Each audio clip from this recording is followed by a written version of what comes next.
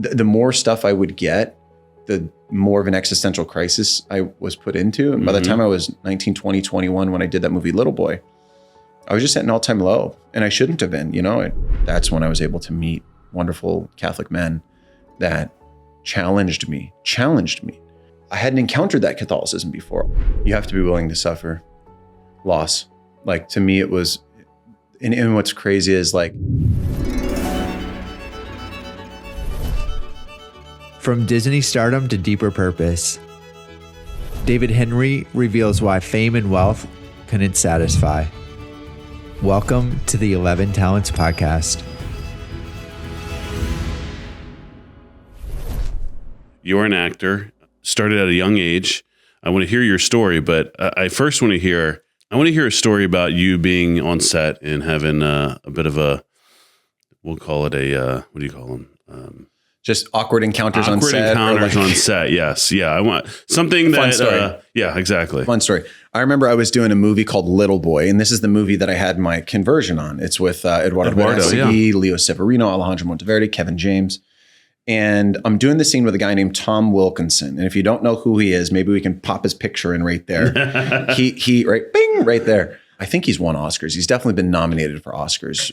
My generation knows him from Batman and many other movies. He's one of these faces that you see him and you go, oh, I know exactly who that is. And I'm doing the scene with Tom Wilkinson, and he's like this big actor, right? I just came off the Disney Channel doing a bunch of Disney comedy things, and this is a serious role. So I had my first big scene with him where we're going toe to toe, and it's time for rehearsals. And in rehearsals, you can have your script in your hand or not. You're just kind of finding where your character stands and how your character behaves in the scene. And so rehearsal's up. We're just kind of stumbling through it. And I get a word wrong. And Tom goes, no, David, that's not the word. And I'm like, in my head, I'm like, oh, this is my moment to prove myself to Tom Wilkinson, an Oscar caliber actor. And I screwed up the freaking word. No. And so I walk off camera. And I go, all right, get it together, David. Get it together. Show him you can act. Crush the scene with him. Don't be afraid. Get in there. I was so focused on crushing the next rehearsal that I got in there. We start doing it, and I forget the word again. And he goes, David, that's not the word. I can't respond to you if you don't use this word right. And now I'm like dying because I just screwed up twice. And I was like, this guy thinks I'm a freaking amateur. You're off the set next time. Yeah, like, is this going to get me in trouble? He's a classically trained, like, British actor. Like, they know every word of their script. And I went, what am I doing? I walked off and I was so pissed at myself. And then there was one more rehearsal, and I went, okay, I'm going to say the word this time. And then he knows I'm just a complete weakling and I've like totally lost to him. Or I'm going to purposely use a new word he's never heard before and then give him a little smile and show him I'm not afraid. And so it comes time to do it. He's like waiting for me to say my line. Like, you going to get it right this time, kid? And I purposely choose a completely different word. And he looks at me and he smirks. And then he responded. We finished the scene, and he grabbed me afterwards and he was like, he goes, all right, kid, we can dance. And I was like, all right, I apologized. I was like, dude, I'm so sorry. But I had to just mess around, just Do you remember what the word was? I wish I could. I know the scene. It's the scene where and this is, I'm 36 now. I was probably 21 at the time. But the scene was me and my little brother going into like their equivalent of a convenience store. And there's a Japanese guy there, and my character's very racist, and I'm trying to kick him out. And he plays the priest. He stands up for the Japanese man. And we have this heated exchange. But yeah, that was my moment with Tom Wilkinson. Yeah. So you started out with Disney. I mean, yeah. Were your mentors like Justin Timberlake and Britney Spears, like the early Disney folks? I mean, who did you aspire to be? And how did you even land that role? I'm very I'm very fortunate that I grew up with parents who support you like you support a kid in a sport. Where kid actors get in trouble is where their parents need them, or their parents are professionals in their life. My dad was a real estate guy. My mom had the privilege of being a stay-at-home mom and growing up on the West Coast. Grew up in Arizona. Okay. Originally born in Orange County, moved to Arizona, spent my childhood there. Big Italian family, and I just entertained them. I'd get the camera, I'd shoot little movies, I'd show it to when it was someone's birthday, I'd parody them, I'd play them, and I'd show it to the family, and they'd laugh, and they were like, yeah, we think our kid has talent to be an entertainer. And so a commercial comes on TV for like Hollywood Manager. Hindsight, seems like a scam nowadays. Like if my kids were like, hey, look at that. There's an ad on TV. Let's call them. I'd be like, I don't know. It seems like a scam. But I convinced my mom to call. And she called this number that we saw on TV. And turns out it wasn't a scam. This is a very legitimate manager. And the manager answered the phone and said, well, you guys are in Arizona. You know, if what you say about your kids is true, come take a trip over, you know, bring your, you know, talking to my mom, come with your kids. And we can audition your kids and see if they have talent. Yeah. And so I end up auditioning. It went really well. And they're like, wow, yeah, David's got some talent. I'm 9 years old, you know. Before you leave town, why don't you go on this Burger King commercial audition? It's a national commercial. You'll never get it, but just see what the process is like. I was like, okay. So I go to this commercial audition. The guy's got a hockey jersey on. I was a big hockey fan. He had a Maple Leafs jersey on. So we start talking hockey. Hockey in Arizona. That doesn't seem to like make sense. But Wayne Gretzky had just moved the Coyotes from Winnipeg to Arizona. So it was the thing in Arizona at that moment. So I talked to the guy about hockey. And by the end of it, the guy was like, you're just a normal kid, aren't you? You're not like an actor. Because child actors are like little robots, you know, they're like trained and they know their marks and they know every little thing. And I was just like a hockey playing kid from Arizona. So he goes, you're just a normal kid, aren't you? And I was like, yeah. And he goes, well, do you want the role? I'm looking for a normal kid. And I was like, yeah, this acting thing's great. And so I booked it and I proceeded to book my next like 7 or 8 commercials. And then I started doing TV shows and I was just till now I'm 36. I was a working actor and then started going behind the camera, producing my own stuff, which I know we'll get into. But yeah, that was the start of it all. But I had no faith or no belief then. Yeah. It was just like work hard. So you weren't raised money. Catholic? I'm Italian. I was baptized. So I'm technically, I always culturally Catholic. Culturally Catholic. Okay. Like I always say I'm a convert, but I guess technically I'm a revert because I was baptized, validly baptized.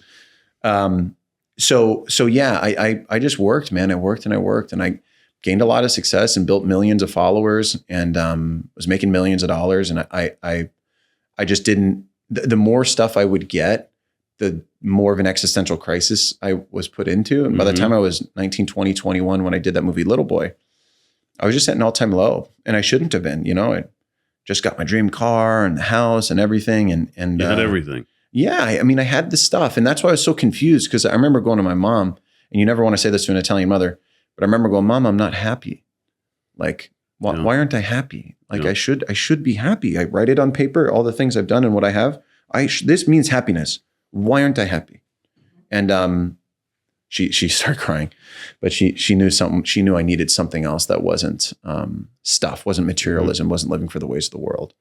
And that's when I did Little Boy. That's when I was able to meet wonderful Catholic men that challenged me. You know, I think I hadn't encountered that Catholicism before. All I had encountered was soft, wishy-washy Catholicism. I mean, I grew up hockey, fighting, MMA, like we wrestler, like my dad was a very manly guy. And he never liked our church, our local church. We'd go for Christmas, but to be honest, he called the priest Father Twinkletoes because he's like, this guy is as soft as a limp noodle. Yeah. And he goes, that's not for me and my family. Like, no, this is effeminate. Thanks for sugarcoating that, by the way. Yeah, sorry. Look, we want raw honesty, right? And this is the truth. And by the way, I think millions of dads struggle with that out there who have had that experience. Like I'm trying to raise manly boys. Yeah. And this guy, his hands are soft and wet and it doesn't seem like a man priest. Something's wrong. It's not who I want my son to be. Exactly right. Yeah. Exactly right.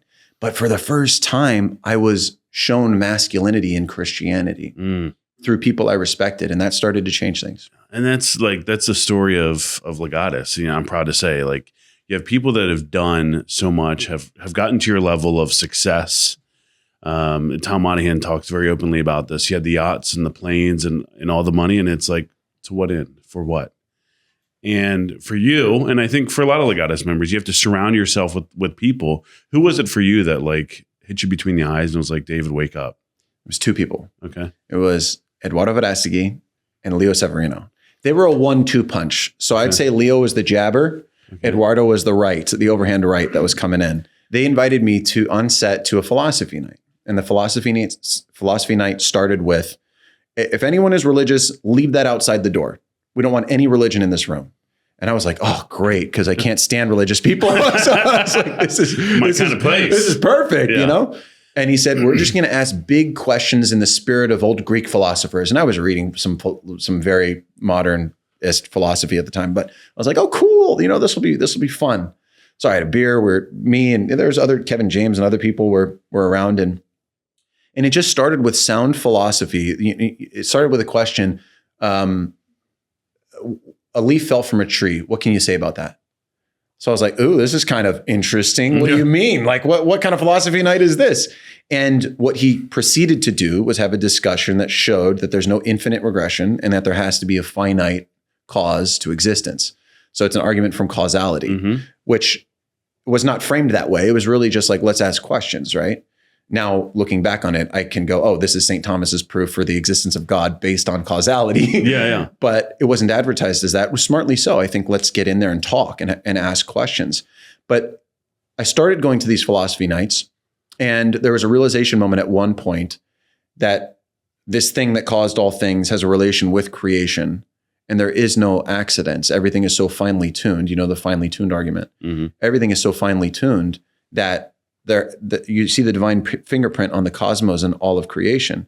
And to make a long story short, I just had this lightning bolt realization where I went, God exists and he has a relation with creation. So I got past deism pretty quickly, where it's like, he cares. Once I realized he cares, then the fall, Christ, our brokenness were some of my next hurdles, but it all started to make sense. And I had this big realization moment where I went, my life is going to change forever. From this moment forward, I realized I'm not lucky. I used to always say, oh, I'm lucky. Yeah. I just lucked into a family that could afford to fly me to LA whenever I want. Yeah. Pure luck. And I got these roles out of luck, and I have this money out of luck. I should just give it all away and just start all over and pick myself up from my bootstraps. I felt so lucky, not in a good way. And this finally helped me realize, no, you have a responsibility. You have a purpose. You're put here for a reason. That was the huge change in my mind. I was dating a very famous actress at the time and broke up with her. I actually invited her to come with me on the journey, and she said, no, I need me time. I was like, well, later. This wasn't a co-star of yours, was it? No. But good question. Yeah. Another famous actress. And you know what? It was the best thing that could have ever happened to me, because I said, the next person I meet, I will marry. I'm not playing games. I'm not dating. The next person I meet, I will marry. And then 3 years later, I met my wife. How did you meet her? We met at an event. Archbishop Gomez, actually, held an event, asked me to speak at it. She had just won Miss Delaware and was doing Miss America, and she was a chastity speaker, and he asked her to speak. And Archbishop sent me the run of show, and I saw model, Miss America, Miss Delaware, chastity speaker. And I was like, this is exactly what I'm looking for. And I'm like, this is perfect. This will avoid so many awkward conversations. And so I kind of came because I knew I didn't even know what she looked like, but I knew that person would be there. And I was like, that should be beautiful. At least, yeah. Right? Clearly she's got to be able to get by. And yeah, so I went, and we met there and dated for a couple of years. And yeah, now we have our fourth kid on the way. That's beautiful. Did Archbishop celebrate your wedding? He did not. No, he should have. We had, it was Father Ripperger, Father Fryer, and then Father Justin. So we had 3 different orders up there, which is really cool. We had the Norbertines, FSSP, and then So was Father Ripperger there to exercise you while you were, getting? He's an incredible. He's my spiritual director, and he's an incredible influence on a lot of us in Hollywood because, as you could imagine, there's storytelling controls the world. And, let's talk about that. I mean, you are a famous actor. You started your own production company. You've got a lot of things coming at you. Why do you think that you need a spiritual director? Spiritual director is a really interesting topic. It's something that it was much more common in other times, and I feel like fell by the wayside. But a spiritual director, or even a frequent confessor, is really great because do we really know ourselves? No. Can we really see ourselves clearly? It's like, no. If we're being honest with ourselves, no. Yeah. It's a really hard thing to do. Our spouses are great at being like, do you realize this is what you're doing? And you're like, oh, wow, I didn't even see that in myself. Yeah. But a spiritual director is great because he really knows you intimately, and he can really take the temptation of pride out of your own hands, especially when it comes to things like penances. There's a reason that in orders, you don't pick your own penance. Your penance is given to you. And it's to take the potential of pride out of your own hand. And a lot of times, how do we know what we need? How do we know exactly what we need to grow in holiness? Like, I think I should do this and I think I should do that. That's why when you get certain penances, you're like, where is this coming from? You know? Like, yes. And then you like read Psalm, whatever, you know, you get Psalm, I think I got Psalm 51 or something recently. And I was like, oh, this is from morning prayer. I've seen this before, but I would not have prayed this had I gotten it as penance. So exactly right. Yeah. Exactly right. Yeah. I think a spiritual director is really important for people who are very serious about their spiritual life, you know, and are really serious with having someone help them. You know, I grew up an athlete. A coach is essential. Yeah. Like having a coach in your life is what gets you to the next level in your athletic journey. It's the same thing in the spiritual life. It's like if you can have a frequent confessor or a spiritual director that you can go to on a regular basis, and I go to him on everything, big business decisions, big personal decisions with my family. He's helped me because my wife and I have suffered a lot of fertility issues. And there's a lot of ethical questions around that area, and especially NFP, which is a very misunderstood concept these days. Having a spiritual director helps you make really important life decisions as well that you feel good about. And my spiritual director is so funny because he's like, look, at the end of the day, if you listen to me, your culpability will be eliminated. So if I'm wrong and you still listen to me, you're great in God's eyes because you were obedient to your spiritual director. If I'm wrong, I'm in trouble in God's eyes. So it's all on me. So that's a nice thing of being like, I just need to be obedient. Yes. So you got to pick a wise person, a smart person that can help give you good advice. I think it was St. Teresa of Avila who was like, if you could have a holy spiritual director or a wise spiritual director that's not holy, what would you take? And she said a wise spiritual director all day long. Because that person, like a doctor, knows how to give you the right formula for you to input into your own life. Or a holy person might not be able to articulate anything and not give you precisely what you need. And I paraphrase with St. Teresa, but that's the essence of what she said. Sure. I mean, if our ultimate goal is to get to heaven and take as many people with us as possible, like, why would we not? And I tell a lot of people too, it's like you've got a wealth advisor, you have a fitness coach, right. like you said, a coach, like, why would you not put your priorities there? And so like you are not only an actor, but you're a businessman. You know, you have this production company, you are making decisions all the time for your company. And it's kind of a family business, right? I mean, your brother's involved. Like, it's grown, but yes, it started as a family business, and now we've grown. So talk about that that transition, and you know, because I don't know, you must be very close to your brother, and I'm close with my siblings too, but I could not see myself going into business with my family. So, what is that dynamic like? Yeah, you know, all of us had make a long story short, all of us came to the faith. Me, my mom, my dad, my brother were all confirmed on the same day at St. Therese in Alhambra in Southern California. It was a big moment for all of us, and it changed all of our lives. None of us were working together at the time, but all of us, it affected our business lives. I started turning down millions of dollars of work and walking away from deals that I wouldn't do because I felt like it compromised me morally or was spreading a worldview that I thought was hostile to the faith. So I started walking away from stuff. My lawyer left me. I parted ways with my agents. There was some fallout. I lost a bunch of friends. You know, I wasn't making money for the people that I used to make money for. Yeah. And because I was walking away from stuff, and I said, what am I going to do? I'll just walk away from Hollywood. Should I leave? I don't know what to do. At the same time, my dad was doing deals in life where he was like, this isn't my calling either. So all of us went through, I think, what I'd call like a trial period where I think God was really testing us to go, are you serious about this? And it kind of led to us all years later joining forces and saying, hey, God has given all of us these relationships in Hollywood. We're kind of a unique thing. A lot of people come from outside of Hollywood, people of faith, trying to change Hollywood. Yeah. And that's how you get the saying, how do you become a millionaire in Hollywood? We'll start with $1 billion, and you'll lose a lot, and then you'll end up a millionaire. Yeah. And it's a sad saying because it's like, you can't buy credibility. You can't buy relationships. You know, I can walk into the doors of any agency and I know people, you know, my former agent over there, oh, so-and-so, oh, you're a partner here now. That's cool. Or someone I used to work with and down the hall right there. I just have relationships in this industry. And we said, okay, that's unique. That's unique. We're insiders in this business. Let's partner up as a family. My brother was a really successful actor, had a lot of great relationships. My dad had been investing in deals. He knew the capital stack. So we said, okay, let's try to put a company together that can make entertaining and elevating content. We cribbed the Mel Gibson saying, entertain, educate, elevate. That's kind of our mission statement. And Mel Gibson coined that phrase. And so we started making one-off pieces of content. We made a show for Netflix that got us nominated for an Emmy. It was a big hit for them called A Tale Dark and Grim. It's a grim fairy tale. It's an animated show.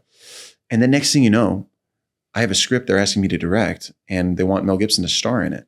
And I was like, oh, well, we'll never get Mel. I look up to this guy. I idolize all of his films. Like we took his phrase and built our company on his phrase. And then through Providence, Eduardo Verdastegui, who was one of the guys who helped bring me to faith, I see on his Instagram, he's having lunch with Mel. I message him and I say, hey, I have a director letter from Mel on this script I want to direct. Show it to Mel. He did. We get a call like days later. Mel wants to read the script. Like a week later, he read it, likes it, wants to meet me. Yeah. And I go fly out and meet Mel. And then he's in. We have a 2-hour conversation, talk about the faith, talk about everything, talk about Catholicism, talk about the script. And he's in. He wants to do it. Wow. And it's just crazy providence that, like, you know, years ago, we wanted to start a company based on his 3 E's. And then he's starring in a movie that I get to direct him you're in. directing. And I'm directing him in. Not intimidating at all. Not intimidating at all. And it goes so well that he then becomes my mentor. And I was just on set for Resurrection watching him film, which was crazy. And it's like, wow, God was really good to us and all that. Yes, it was hard. Yes, we bled it out for a lot of years just getting it going. But it led to us now building an even bigger company. Now we just put together a fund. We have a GPLP structure to kind of diversify risk. It's kind of like venture, but in entertainment, to make entertaining, educating, and elevating content for the faith audience and the family audience. Yeah, beautiful. So you talk about this kind of ethical dilemma in Hollywood, and it's not very different for a lot of businessmen and women that face ethical issues in business. And like, you found the conviction to say like, no, I'm not going to do this. And ultimately God rewards you. Like, what's your advice to those of us that are running companies and come up with these, or are faced with these scenarios? And it's like, if I do this, like, I'm out on the street, like I can't support my family. And I feel like I have to buy into the negative or the thing that is not the right thing. I mean, how do you navigate that? You have to be willing to suffer loss. Like, to me, it was, and what's crazy is like, you get to that pain point, right? And I think every businessman has felt this, where you get to this bottleneck. Things are moving in the right direction, wins, losses, big decision, bottlenecks, right? And it's like, you're faced with a decision where you go, if I err on the side of grace, because there's always going to be a yes or no in your mind, and one will have more grace in it than the other. The grace will cost you a lot of the times. And what I found is the hardest decision is to err on the side of grace, but it ends up being the most fruitful decision. I've had some really tough decisions, especially in regard to roles that I've had, where we've erred on the side of grace, and it hurts, but ultimately more fruit is produced from that in the long run. My brother had this opportunity I'll share with you, where we grew up in an Italian household, and his dream was to play Al Pacino one day, right? Because you grew up with Al Pacino, you're Italian, it's a big deal. And there's this show called The Offer that Miles Teller is doing. It's a huge show. It's on Paramount. It's like a massive, massive show with Gareth. I think Gareth Edwards was directing it. It's a big show. And he goes through an audition process and starts to get close on the role of Al Pacino, because it's all about the making of The Godfather. That's the show. The show is the making of The Godfather. And so Lorenzo gets down to the finish line for the role of Al Pacino. And he gets the role. And it's a big offer for him. It's like significant money.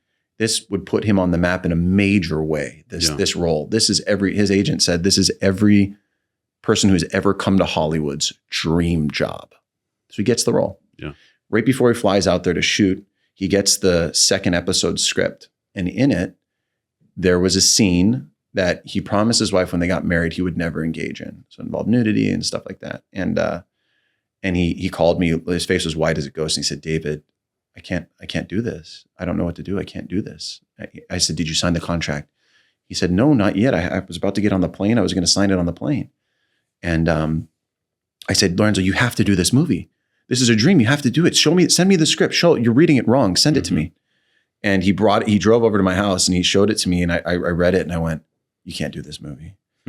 And he called the director, who had just directed like a $200 million film. This was his next big thing, and the hottest director in town. And he called the director and was just like, I'm sorry, I can't, can you change it? I can't do it. And the guy was polite, but he said, you're fired. And he lost the role. I've never seen his wife look at him more proud. I've never seen his colleagues and friends look at him more proud. And I can't announce this here, but he got a call from Mel Gibson about a role in something that was a God wink moment, because, it was a couple of years after that, he got this call from Mel, and he's doing something right now that's very significant. And if he wouldn't have said no to that role, I doubt he would ever do this thing with Mel. Yeah. So erring on the side of grace there produced this unbelievable opportunity for my brother. And I'm so proud of him. And it's those moments, though, that it hurts to err on the side of grace, but it'll produce the most fruit in the long run. And it's a witness to his kids. More than anything, I'm proud of him for that, because he will be able to look his kids in the eye one day, and they're going to hear that story, and they're going to know, that's my father. Yeah. That's my dad. That's a beautiful message there. You just finished, the reboot of Wizards. Yeah. Yeah. That's where you, one of the big shows you were in. Would you like more, acting or producing and directing? I think my brain is more behind making the story happen. I love the immediate reaction of acting. Like, I love making someone laugh. I love telling a story. I like the immediate reaction, but it's more meaningful to me when I'm involved with creating a story that I see has impact. If I'm just sitting in the back of the theater going, man, I helped put this together, and I'm seeing people cry in the theater and be impacted. I think I have too much of an entrepreneurial brain to where I can't just do one. I can't just act. Like, I prefer helping build a company that can produce this kind of content that can make an impact. And we got some really cool stories that we're doing that I'm super excited about. Well, tell me a little bit about your recent project over in Europe. Yeah, Seeking Beauty. Seeking Beauty was one that they came to me with originally, and our company got involved and helped produce, where I think it highlights an element of our culture as Americans we don't talk a lot about, which is beauty. Yeah. Growing up in America, we're a very ROI-driven culture, which is not necessarily a bad thing. But when that's all that matters, then you strip beauty away because it's a cost that can be cut. It's expensive. It adds onto the budget. So people build you build something as cheap as humanly possible, and then beauty is left to the end. So I always knew beauty was a transcendental beauty, truth, and goodness. Beauty is the first. It opens the door to truth and goodness. But I hadn't taken a deep dive into beauty. And so what excited me about this show is it's the opposite format. So it's not an expert giving you a theological dissertation on the qualities of beauty. Yeah. It's just a normal guy. It's just me getting dropped into a scenario, and I get to ask questions from experts on beauty. It's culture, broadly speaking, that we dive into. So all forms of beauty that impact culture. So we go art, music, poetry, food, wine. All the things Italians love. All things Italians love, all the things Italians love. And we did Spain for our second season. So we go into the Spanish culture. We dive in on Spanish ways of life. So it was really cool because it's the old mind is the opposite of our mind, where they lead with beauty. They look at beauty as the language of the divine, as the fingerprint of God. You look around the world, just look in nature, and God doesn't shortcut beauty. Yeah. It's very layered. Everything is very layered and complementary, and there's a harmony. Complementary, yeah. And there's symmetry, proportion, clarity, radiance. And they reflected that in what they would build. They understood anything that creates an image, whether it be a building, a piece of art, poetry, anything that creates an image is going to form the common good. So beauty is ultimately important. Yeah. And it's like, yeah, look at, you just have a kid raised in a communist wherever, they're going to be a certain person as an adult, where if you're raised in a gorgeous old world European country where you're walking around, you're getting fresh foods, you have the gorgeous architecture all around you, that's also going to beget something just by way of the images you're taking in your life. I mean, you are what you eat, but you are what you see and expose yourself to, right? I mean, Amen. Yeah. So what experience or impact did it have that you were not anticipating by doing this? What I wasn't anticipating was the faith of the people that built these things evangelizing me. Like, for instance, these are dead people, right? And they were speaking to me so loudly. We went on top of the Duomo in Milan, and now it's a tourist attraction. Anyone can go up there. It's so beautiful and so ornate. Like, it's unbelievable, this gorgeous Gothic thing. And you can just walk on the roof now. Like, back in the day, it wasn't a tourist attraction to walk on top of the roof of the Duomo. It's just weird. And there's statues up there, gorgeous statues with such detail that you could see veins and arms and eyelids. And I turned to our expert and I was like, you can't see this from the ground. Like Yeah. no one even knows this stuff is up here. Like why? Why would you put this here? Back in the day, you know, for the hundreds of years up until just recently, no one would have come up here and been like, this is a tourist attraction. Yeah. So what's the deal? Like, Yeah. why did they put this in here? And the expert smiled and looked at me and said, David, because some things are just for God's eyes. Wow. And I was like, whoa, that's not cost, you know, as an American, you know, I go, boop, that's Yeah. not cost effective. How, you know, Yeah. that the labor force that goes into making that, we should like all my American brain went haywire, but the faith is what impressed me. Like they believed that much that they would build something that they thought no one would ever see. And that was good enough because that was for God. Like if you were to tell me, go make a movie and like put it in your closet for God's eyes only and no one will ever see it, I'd be like, no, I don't have that faith. So what's you're doing this beauty project and you're in the media. Like, what's your message for business people? Like to take media into the business, especially Catholics. Like Catholics get a bad rap for just having bad media, you know? Yeah. And it seems like you're trying to change that. Like, what's the message for businessmen and women? Two things I'd say. The first thing I'd say is if you don't realize you're a storyteller, you're late by many years. Every single business now, social media and storytelling is so intertwined with everyone's business. I don't care what it is. You see construction companies making Instagram videos, going viral and getting millions of views and gaining them tons of business because they're telling stories about the culture of their company. A lot of times it's really funny and goofy. Yeah. But so what? That's a great way to get attention to your business. If you don't realize you're a storyteller, you are so far behind and you just see the engagement rates skyrocketing. That's why you see all these big companies opening up entertainment divisions. You know, you see, I mean, Barbie was the perfect example of like a company going, wow, we need to expand our business here. And they made a huge hit and now they're making insane amounts of profit. And you see a lot of companies now, the Gap just opened up an entertainment division. You see a lot of companies opening up entertainment divisions and you don't need to do that. You could just increase your storytelling and your presence online. But stories are what move hearts. And Christ was the best storyteller, right? The prodigal son is probably one of the greatest stories. There's stories, right? And there was no altar call in the prodigal son. You know, it was just it was a great story because it could reach everyone. So I think you got to realize you're a storyteller. Wine and stories, right? God gave us a few things to enjoy. Yeah. It's like wine, food. We don't got much else. Maybe a cigar, but like he gave us these things, right? So that's number one. And number two is excellence. You know, we have a tradition as Catholics of excellence. If you look at the Renaissance or even look before the Renaissance, we were the greatest generators of culture and we led with excellence. We're always on the forefront of excellence.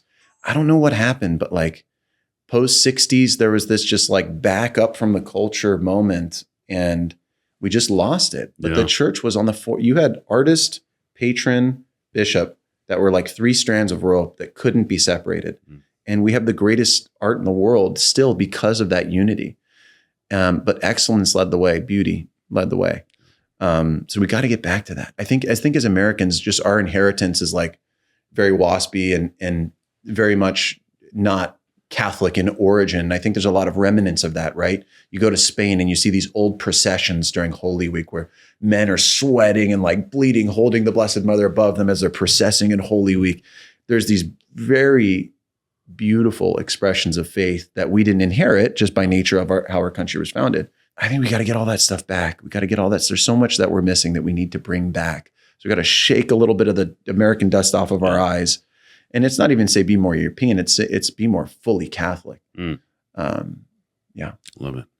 Thank you for your witness. Thank you guys. Thank you for being a member of Legatus and being the ambassador in all areas of your life. It's a beautiful witness for. Thank you, brother. And I'm sure your kids are going to look on you in the same way that your brother and his kids will. And I hope so. God bless you and Maria. Thank you, brother. God bless. Thank you. That was great. Thank you.